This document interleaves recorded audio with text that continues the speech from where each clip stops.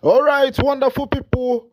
Welcome back to this wonderful channel where we bring you back-to-back update and information as see the hot. In case you have not joined our social media handle, what are you waiting for? Kindly go ahead and subscribe, like, comment, share, and also remember to on your notification button so that whenever our news drop, you go be the first. We'll collect them. Let's go down to the news proper. Ndị Yoruba people has asked Ndi Igbo to get ready to step out of Lagos, to get ready to leave Lagos. That is the information dropping on my table this morning. Is information that dropped some days ago, but there is a lingering on that matter because when that information dropped at Lagos Niger X handle, people thought it was a joke, but as the day goes by, we are finding out that these people really mean business, asking Ndi to vacate from Lagos State. And on the other side, I would say Ndi Nto a little bit. Remember that our slogan given to us by our forefathers is that Akuruolo Amaronye Bataria.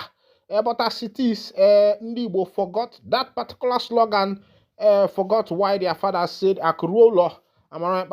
They started making a lot of investment in other cities and towns. I'm not saying that it is bad, but at least as it is now, the world has opened eyes, and our people should be sensible enough to come home and develop their hometown and pressure on the government to give them good road infrastructure, railways, and good waterways. Meanwhile, let's go down. A former deputy national chairman of the People's Democratic Party, Bode George, has described as idiotic and arrant nonsense recent campaign by some faceless group asking Igbo people to leave Lagos. Recent campaigns on social media by an amphibious group, Lagospedia, had especially in the build-up to the end bad government nationwide process at the Igbo to leave Lagos within a specific time. Many Nigerians of goodwill have condemned the campaign, describing it as bigotic. That type of campaign is arrant nonsense. It is sheer stupidity, George told News Agency of Nigeria in Lagos. George, a retired Navy Commodore who is a Lagos Indigin, spoke on the sideline of an interactive section with the media on the state of the nation held at his office in Ikoyi. It is nonsense. I say it is arrant nonsense. Why should we be saying that the Igbo people should leave? We have grown with them here. I had known them. We played local footballs together. I think those who are proposing or talking about it are not Lagos indigenes themselves. In Lagos, we welcome traders. Bring your wares, we look at it, we buy it. You make your money, we give you land to build. That is the culture of Lagos. Those who are proposing this nonsense have no bearing, no family connection to Lagos. This one is coming from George Bode, a wise man who knows the importance of Ndi Igbo. Of course, there is this video trending online. I will find it and bring it to you. Where in Kenya, Kenyans believe that if you see any man drinking Hennessy, that man must be an Igbo man. He must come from Nigeria. And of course, you know that the Nigerian people who travels are Ndi Igbo. On another information dropping, government invade ESN commander residence, kill security dog, loot valuables in Edo. Let's go down to the full detail of the information. Government have invaded the residence of Edo State Security Network commander of Sakpamba Axis, Mr. Stanley Aigbe, killing his security dog and looting his property in Ekwavoma community in Igbo'S local government area, narrating how he escaped the assassin attempt. Commander Igbe accused a certain police inspector and others of masterminding the attack. You can see, let me rephrase that again. He said he accused some security, a DPO of masterminding the attack. Look at that information. He said, narrating how he escaped the assassinating attempt, Commander Igbe accused a certain police inspector and others of masterminding the attack on his residence.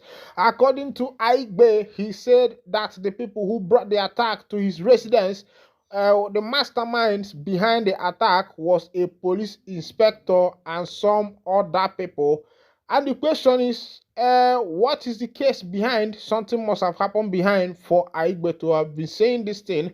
According to him, my wife called me after 10 o'clock on August 5th that hoodlum had attacked my house and that they were being molested. I called the control room and informed them that my house in Igbo'S community was under attack. About 5 a.m., I sent my brother to my house. He was beaten mercilessly and forced to transfer money to their account. Trouble started on June 28 when I arrested a suspect, Austin, a civilian with guns and ammunition, which he was using to disturb my area of responsibility. He is the personal assistant chief security officer to the said Inspector Tari. Austin killed one of my operatives and he confessed to one of his partners in crime. He handed him over to the police. They charged him to court and he was remanded in correctional center. Ever since the arrest of Austin, he said Inspector Tari has been threatening to kill him. About 1 a.m. on August 5, 2024, he said the Inspector Tari and his group of thugs armed with guns and other dangerous weapons invaded my house with the intent to kill me, but he was not at home. They met my wife and children, beat them up mercilessly, gunned down my security dog, and destroyed my property. The police have never invited me for any allegation or petition against me to attract such attack on my house, Igbe said. This one is happening in Edo State where a policeman is entering into Kamba Yahayaha with a security officer who arrested a civilian with a police gun. According to the man, he said that this is what is bringing the trouble. And the question is, what is the interest of Inspector Tari in this matter? What is the interest of Inspector Tari? As it be, Donald Trump helicopter crash. Oh, say Taylor. Donald Trump, the former president of America and also the flag bearer of the Republican Party, news has it that his helicopter crashed. Many are intrigued by Donald Trump's recent helicopter crash account, which has stirred significant attention and curiosity. The tale involving a near-death experience with former San Francisco Mayor Willie Brandt, Kamala Harris' ex-boyfriend, has sparked widespread speculation. People are eager to understand the details and the truth behind the dramatic account. So, what exactly happens in Trump's helicopter crash story and how does it connect to other events? Here is everything you need to know. During a recent press conference at Mar-a-Lago, former President Donald Trump recounted a dramatic near-death experience. He claimed it occurred during a helicopter ride with Willie Brown, the former San Francisco mayor and Kamala Harris' ex-husband. That one is in politics. Donald is trying to bring up some things that will intrigue the people. Nigeria needs referendum to avoid repeat of Czechoslovakia, Anyoku tells Tinubu. Chief Emeka Anyoku, former Commonwealth Secretary General, made the call when he led the Patriots on a visit to the president on Friday. Anyoku, while briefing State House correspondent after the meeting, said the leaders of thought conveyed to the president the view that Nigeria needed a people's democratic continuation. Nigeria, we affirm to Mr. President, is a pluralistic country, and you know that pluralistic country exists all over the world. Those of them that address their pluralism by having true federal constitution have survived. The examples are India and Canada. But those pluralistic countries that fail to address their basic challenges of pluralism through a federal constitution have ended up disintegrating. Examples of that are Yugoslavia, Czechoslovakia, and here in Africa, Sudan, said Anyoku. He said Yugoslavia and Czechoslovakia existed for as many as 100 years as one country, but eventually disintegrated because they could not manage their pluralism through a truly federal constitution. And we put some proposal to Mr. President and urge him to send an executive bill to the National Assembly, a bill that we call for two essential measures. One, the convening of a National Constituent Assembly to be mandated to produce a new draft constitution. And we suggest that such a National Constituent Assembly should consist of individuals elected by people on a non-party basis.